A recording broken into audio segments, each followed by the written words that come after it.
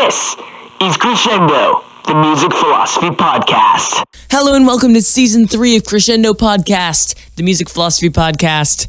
I am so glad that all of you listeners have returned for this season, because this season is going to be the greatest season ever encountered by any podcast, not even just Crescendo Podcast, but it is going to be phenomenal, and I hope you like it. And we have totally overhauled the podcast. It is totally different, new, improved, all sorts of good stuff, and over the next 10 weeks, you're going to see a new episode released every week, and it's going to have all sorts of good stuff, and you're going to love it. So that is it for the intro. The first feature that we're going to do this season, we're going to have little chunks of stuff like a normal podcast and not like how I was doing it before. We're going to have little segments, and the first segment is going to be new music. And if you're an artist and you want your new music featured on the show, just send it to me on SoundCloud. You can email it to me at crescendopodcast@gmail.com. That's CRESCENDOPODCAST.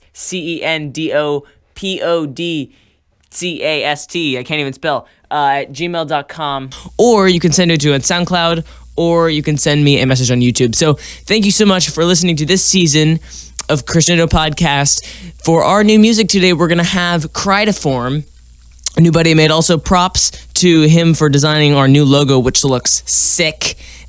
So he's going to have his song on the first episode of the third season of Crescendo Podcast. This is Rush by Crytiform and Attire. It was a collaboration, and I think it sounds really great. So here you go.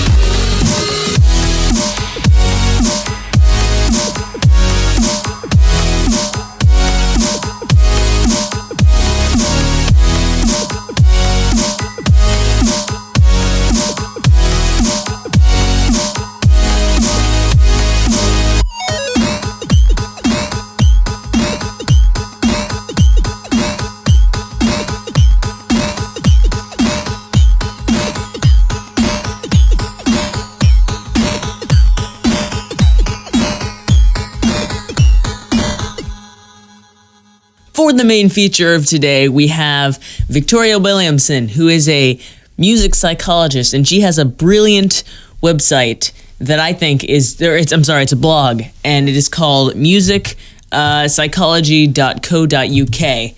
And I think it's brilliant. So the stuff that she does there is she does these studies, and she compiles research, and she makes these blog posts about how music affects your brain and how music affects like infants' brains, and she does a ton of stuff. And some of the articles she has there are actually really, really interesting. I was like staring at my computer screen looking at the different things. So I think it's really cool, and I was really excited to talk to her today, and she had a lot of interesting new studies that are interesting, and I thought people would like. So here it is, Victoria Williamson. All right, I have some questions for you, because I am actually really curious into the stuff that you do, because I was reading your blog, going through the whole thing, and I thought it was really interesting because music psychology has always been something that kind of always boggled my mind, and I did a lot of writing on music, and that was the one thing that I could never totally grasp. Like, I didn't really totally understand it. So okay. I would love for you, so you wrote a book called You Are the Music, right? I did, indeed. I would love for you to tell us a little bit about that book. How did it come about? Well, the blog you're talking about, music psychology.co.uk, was the baby for that book. So essentially what happened is that a publisher found it, read it, got in touch with me and said, would you be keen to write a book that sounds like your blog? And I said, yes. And they said, okay, all you have to do is think of a concept. And I said, what do you mean a concept? And they said, well, the way you work the blog is a new paper comes out in your discipline and you kind of talk about it and present it for the general reader. And that's great, but this needs to be a book. It needs to be something that stands in time and has a story to it as well. So I thought about it for a while, and it suddenly hit me that why don't I do it in a sort of 7 ages of man frame? So why don't I talk about the importance of music for human life from the start of human life towards the end of human life? So go through babies, kids, teenagers, and then all the different roles of music in adult life, and end with the power of music for our memory and our reflection and our well-being. So that was the whole concept, really. Yeah, that's crazy. Like, so what was the takeaway for you? What did you find from each of the stages of life?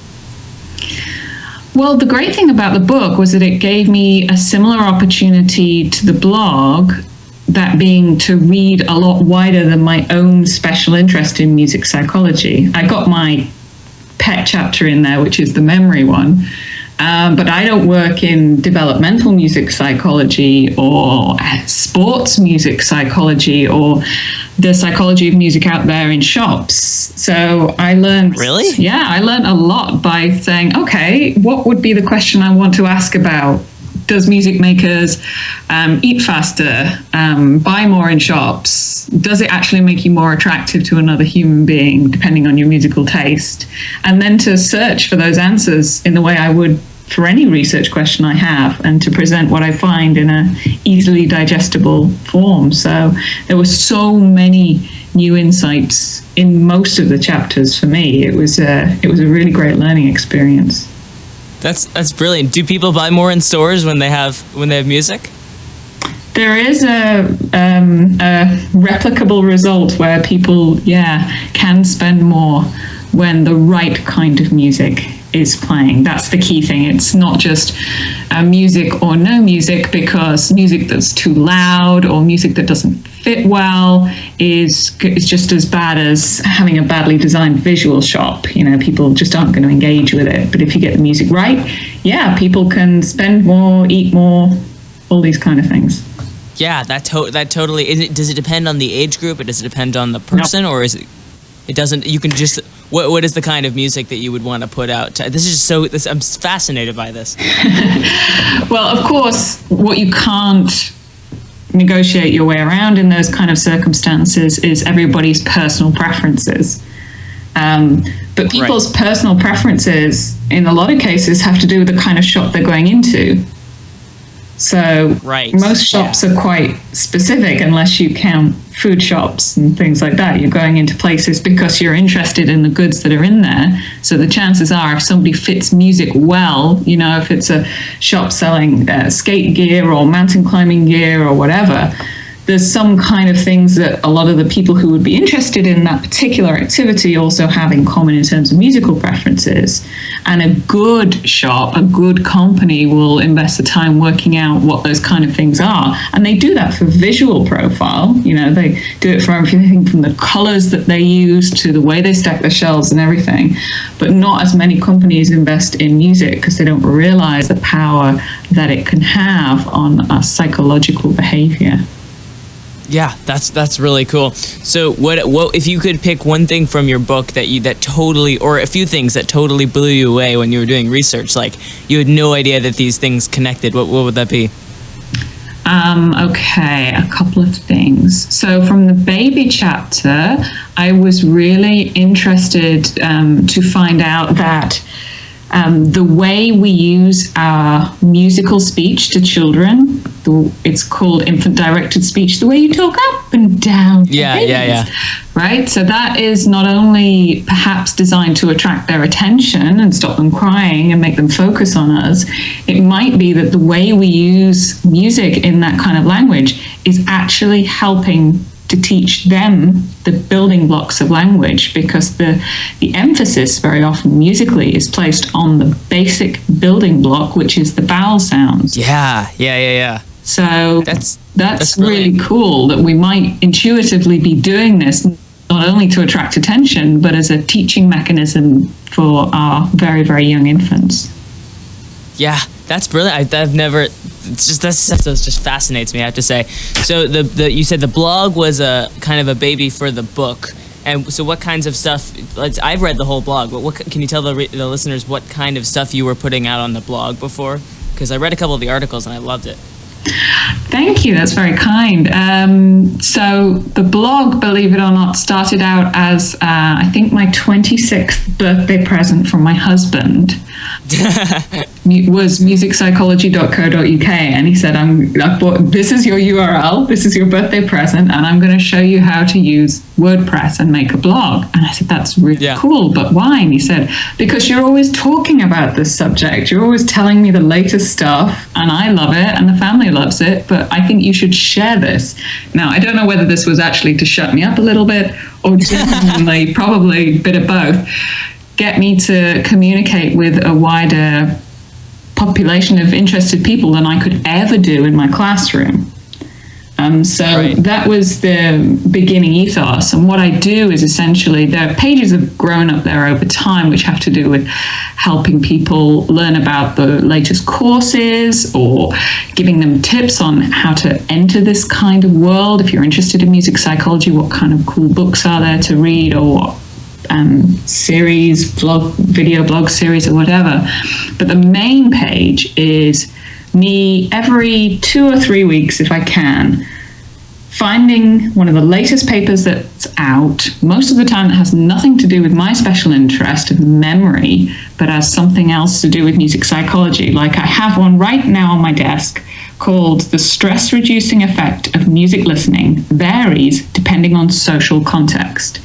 So that is what I'm going to read this weekend, and I am going to believe that. That makes sense. I believe that. Yeah. So we all have this idea that music can be stress reducing, and this is the first study to really have a look at whether that mechanism for really reducing body stress, so they measure the actual markers of stress in our body like cortisol, whether the effect of music on something like cortisol really varies depending on whether you're alone or whether you're with other people. That's nuts. That's like they're combining all sorts of interesting, music and science. It's cool, right? To me is, so I think it's really cool. What I'll do is I'll read it and I'll get the main bullet points and the exciting things about it, and I'll put it on the blog. Yeah, I like that. So what are some of your favorite works over the years? Oh, my favorite papers? Yeah. Oh gosh, Isaac, that's a really tough question because it's been 7 or 8 years, I think, at this point. Wow. Yeah, there's a lot on the site, I guess, by now in terms of backlog form. I love a good meta-analysis, actually. So we have an issue with music psychology in that it's, relatively speaking, a young science. So it hasn't been going for that long, and you get a lot of papers like this new one that I'm going to read, which are presenting a finding for the first time. And really good science should be replicable. So somebody should be able to go out and find this effect again, if it's real, if it's not some kind of artificial result. So a meta-analysis is when an author commits a lot of their time and energy and effort to saying, right, I'm going to read the literature on a particular question, and I'm going to analyze it all together. So you up the power massively by adding all the papers together and saying, what at the end of the day is the story here? And there was one recently that had been prepared on whether having music lessons actually helps children to read. To read music or to read to read in general, whether it helps literacy skills, whether it's a good thing for example, schools to be doing. Yeah. What they found after distilling all the evidence was a small but significant effect. And the important thing about that is they narrowed it down to what aspects of reading are most likely to be helped by music education. And that, it makes sense, but it has to do with phonics. It has to do with learning about the nature of the sound of words. Yeah, that's what I was going to say. Is, like emphasizing the parts of the words, much like you do in music. Exactly. So what that does is it takes us to the next level. It says, okay, over a decade or two, people have been asking this question, lots of studies have been done, and this is the state of play after all is said and done. Music is not a massive effect, but there is genuinely something there. And that's something that educators should take note of, because that's a really powerful finding. And what they did was help narrow it down. So they know if a child is struggling with any particular aspect of reading, that introducing music into their educational environment or their home environment or both is likely to help. Yeah, that's brilliant. So I'm curious to know, do you play music? Are you a musician yourself? Yes, I am a musician. My education is in psychology. My degrees are in psychology, but I paid for my education by teaching music. Oh, really? Yeah. That's funny. I've never heard it. That's interesting. So they just came together. I mean, when I finished my psychology degree, I was looking for how my education might continue. And it may be a memory effect, but I think I recall sitting at the computer in the early days of Google taking over the world and typing in music and then psychology and being really surprised when it popped up as a thing. Wow. Yeah. And thinking, wow, that's fascinating. That sounds like something I might be able to devote my life to. Yeah. I'll do a 1-year course. I'll do a master's course. There's 1 year in the UK, and really give you an in-depth exposure to the topic. And if I like it, I will keep doing it as long as it's, number one, fun, and number two, pays the bills. Yeah. So those two conditions are still being met, so I'm still doing it. That's awesome. Yeah, I'm glad that worked out in that way. I'm very lucky. Yeah. Let's see. So how do you feel? I'm curious to know, how do you feel about, so I know you study a lot of just kind of the music in general, but I'm always interested in how modern music affects the impact on the brain. I just talked to someone yesterday who was telling me about the modern music and how they have the kind of all the hooks that kind of work together to, make it super catchy. And I'm curious if you've ever studied that at all. There is some really great research looking at what aspects of music are likely to make it stick, likely to make it catchy. There's a great researcher called Ashley Burgoyne over in the Netherlands, and a chap called Daniel Mullensiefen, who's at Goldsmiths in London. And they have a really complementary and unique set of skills in computer science and musicology. So they can use computers to look at vast amounts of data, which you can break music down to data. You can break it down to numbers, which represent pitches and rhythms. And you can look over hundreds of thousands of pieces of music about what kind of patterns seem to be associated with tunes that people report being catchy. So they're making a lot of progress in understanding that. But what is consistent about their research is that the structure of music is only ever going to be part of the story of what makes something catchy in the human mind. There is The story of it, like the lyrics? There's the story and the lyrics, if there are lyrics in the music. There's also the individual absorption, you could call it. So when people listen to music, we're not just analyzing it like a computer does. We're fitting it into our memories. We're thinking about what it means to us. We're probably having either some kind of emotional evaluation at an abstract level or really an emotional reaction in terms of how we feel. And all of this plays into the recipe of how we react, from the basic question of, do we like this? All the way through to, could we sing it or memorize it or think about it in a good way the next day?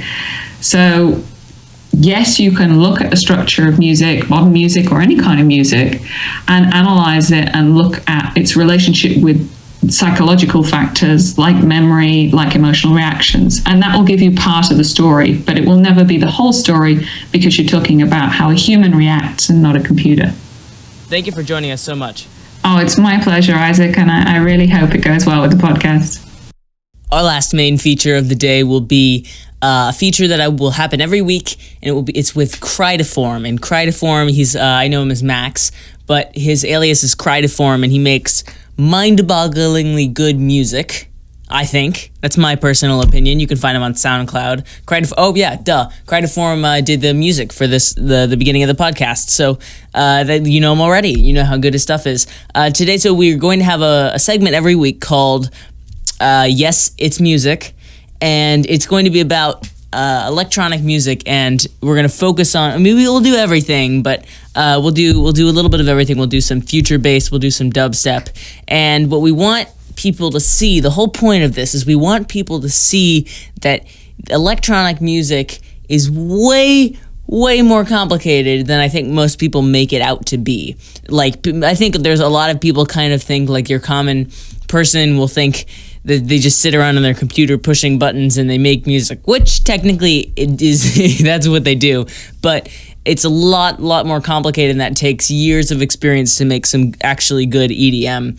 So we're going to spend a little bit of time talking about the sound design and why electronic music makes you feel the way you do, which is suiting because today we had Victoria Williamson as our main feature. So here we go. Here is Crideform, and I believe the song we're doing this week is Virtual Riot, Stay for a While, which is a future-based song, and you'll hear a little bit more about it. So here we go. All right. So what you've heard the song a little bit more, Crideform. So why don't you go into what the song is, when it was released, that sort of stuff here. So, okay, let me get it up. So the song was released 2 months ago, or 2 months before the time of recording. It's by Virtual Riot, and if you don't know who he is, what rock have you been living under?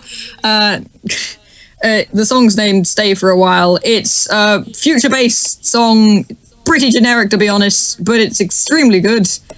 Let's listen to the first couple sections and then we'll talk about it. There we go. Here it is, Virtual Riot, Stay for a While.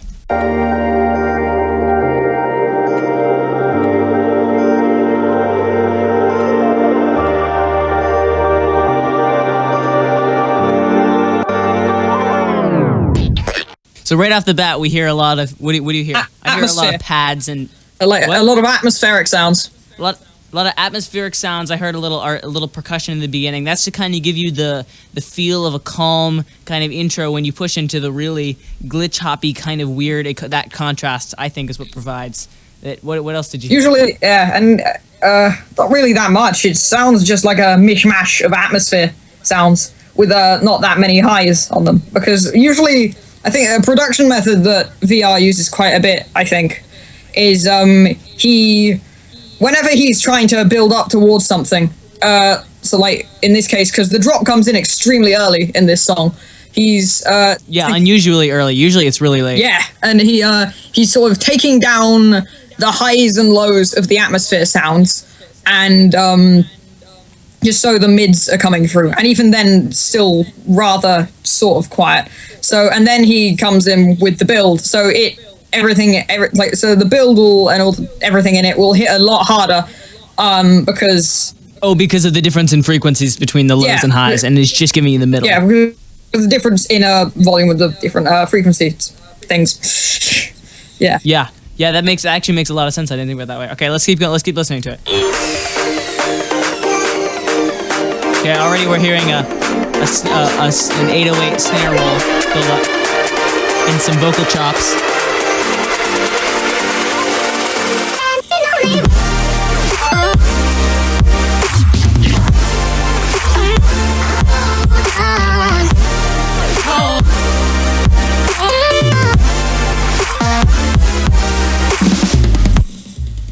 Wow.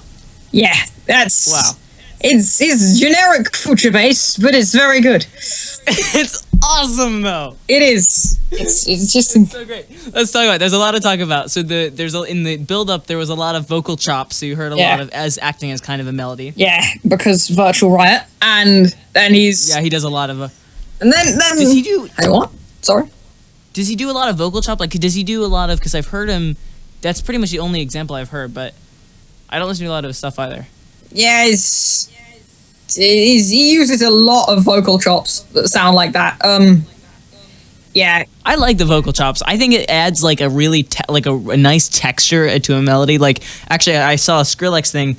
He was talking about it was a New York Times video. He was talking about how when he and Bieber and Diplo made, what do you call it? What's that song? Where are you now? Where Are You Now? That's right. I remember, but he was actually talking about he loves to use the vocal chops because he's like, as you speak, your vocal cords are vibrating and it goes up through your face and it kind of bounces off around and it creates this really natural, organic sound that's so unique to who you are that you really can't get it anywhere else. And he said that when you resample that, it creates this super thick texture that you can't really get from a synthesizer. And that's why he likes to use it, because it adds this contrast between the kind of 8-bit sounds that he uses. Number one, Skrillex doesn't use 8-bit sounds. He doesn't use what? 8-bit sounds. I'm sorry, I just meant like synthy kind of Synthesized. non-organic. Yeah, non-organic sounds. That's what I meant. And so when the drop hits, what'd you hear here? a lot of super saws. A lot of super saws. A lot of what, Sadie? Super saws. Super saws? Yeah, a lot of them. And yeah, so he's using the odd bass growl, which adds a bit of Texture kind of? Nah, not that. It's a bit of what's the word? I can't English. A growl, a little low. I'm helping you here. I don't know what you're saying. I think I know what you're saying. I actually think I know what you're saying. Begins with the low growl. Wait, it begins with A or something. I don't know. I can't English words. I hear you. It's like, even though you are English. Yeah. I think it adds some kind of nice, deep, clean, kind of low feeling to like that future bass. That's what I think. So what I hear is a lot of, I'm not a sound design expert, but I hear a lot of so that's the kind of thing that I hear. And also, side fact, Virtual Riot, when he's making YouTube videos, he likes to like vocalize, electronic music in that way, which I think is funny. But he uses, so what he's doing is he's creating this really nice clean sweep and then this rhythmic arpeggiated kind of last beat before he goes back into that really clean thing. That's what I hear. What do you hear? It's like, yeah, it's I think it's, oh my god, I'm probably using the wrong terminology for it, but I think that's called the call and response thing or something like that. So, no, actually, that's almost it. Yeah, call and like the response chords. is where you have the chords are like sending out a call, so they're doing like totally. Yeah, that's and exactly then what it is. In between the chords, it is yeah, traditional. there's like a music theory term, but totally remodeled in an electronic way. Do you think we should go on? Yeah. All right, let's go.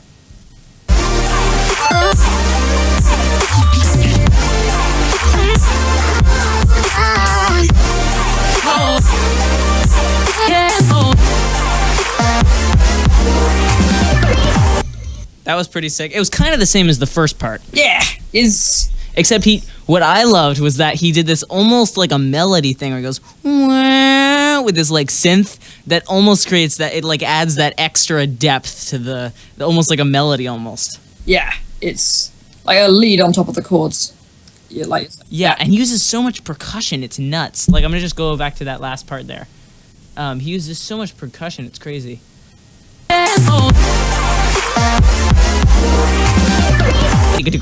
There's like a whole, there's like fills and all sorts of stuff. Yeah, that is one of the things that is extremely difficult to do with future bass, because quite a lot of the time you're trying to find like future bass usually has, because like most of it is with the chords and stuff. When you're trying to make it interesting, you're having to do a lot of fills and stuff, and finding drums that fit with the song is extremely difficult.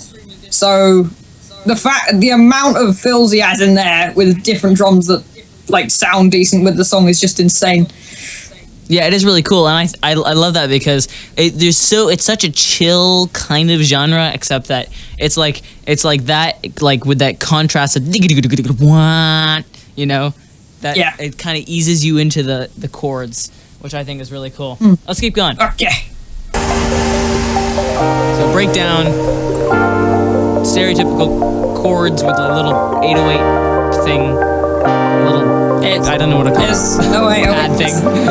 It's called a piano.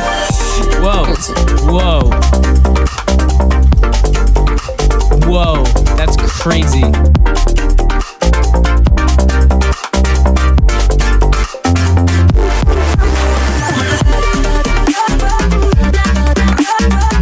This is totally different. You'd be surprised. I think one of the main reasons that it's both generic and different. I think the reason it sounds generic is because quite a lot of the rhythms he's using are just extremely overused in future bass. Like yeah, but the eighth note feels like digga. Yeah.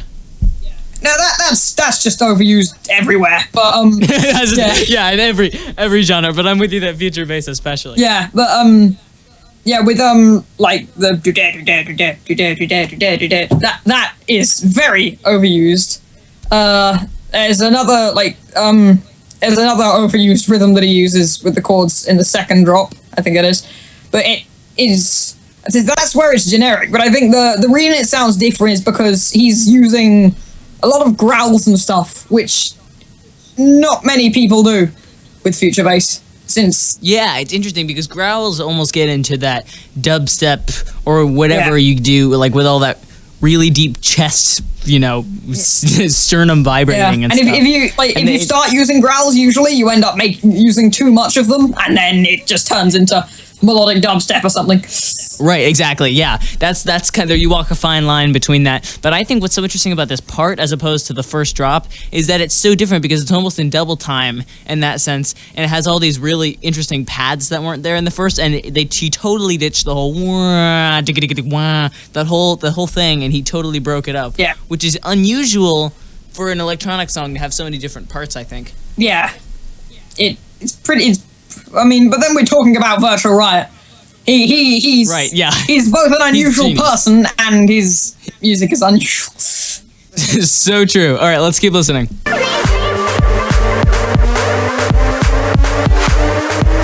Okay, we got a build here with crazy mixing skills.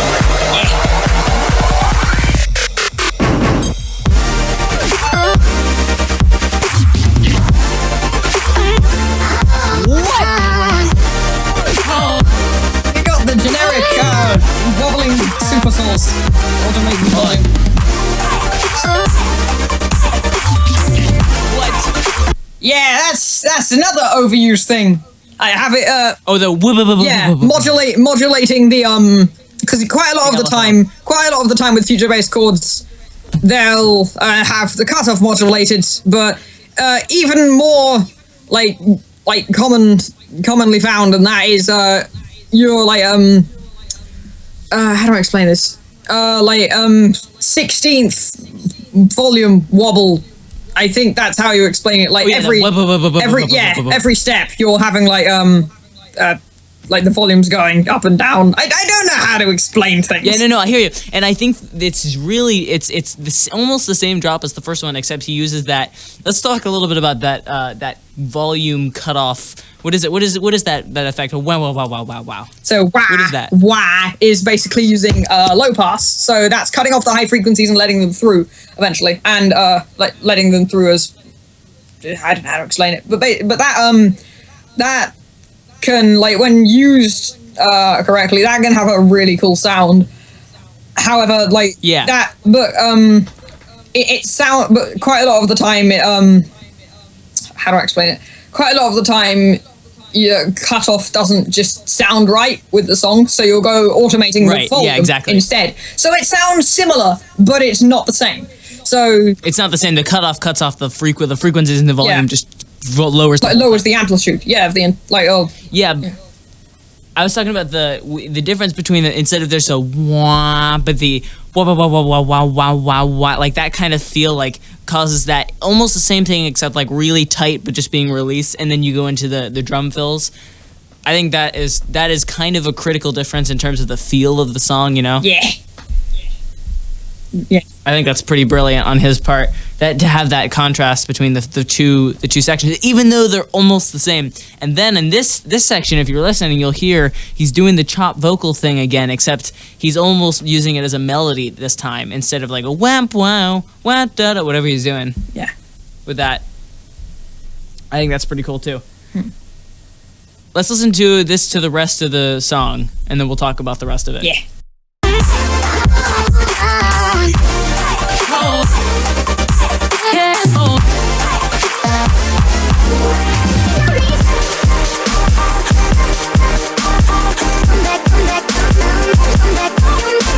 What? Double time. Yeah.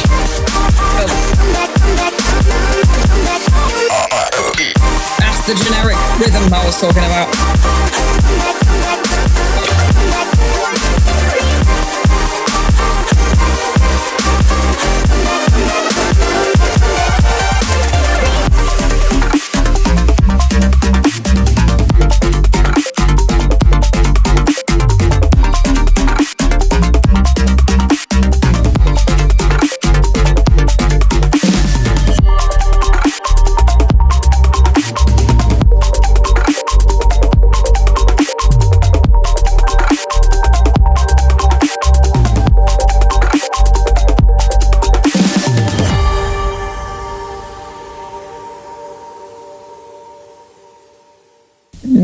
Wow. Yeah.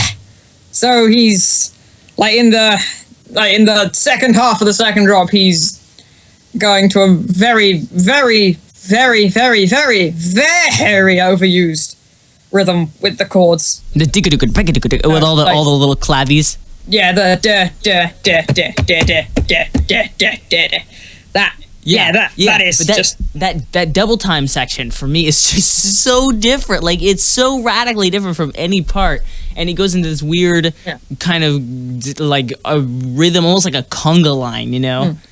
It's so the rhythm itself is overused. However, when it comes to the actual song itself, you're not expecting it. So.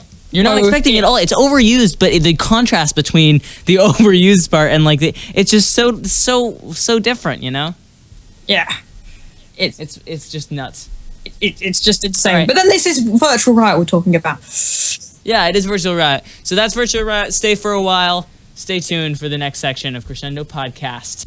All right, for our last segment of the day, today we have a new product in the music industry. And I'm going to give you a new one every week, and something to ponder, something to listen to, something to think about how genius it might be, and how it might impact the music industry in years to come. All right, today's product of the week it's kind of old. Not really. It's actually still kind of new, but not many people have heard about it, and it's been around a couple of years. We're going to discuss the Rolly Seaboard Rise. Seaboard, not keyboard, Seaboard. And the new gen is the Seaboard Rise. And this is the first kind of like the first consumer available keyboard, and it is genius. They're calling it the future of the keyboard, and it is basically a keyboard you can get 4 octaves or 2 octaves.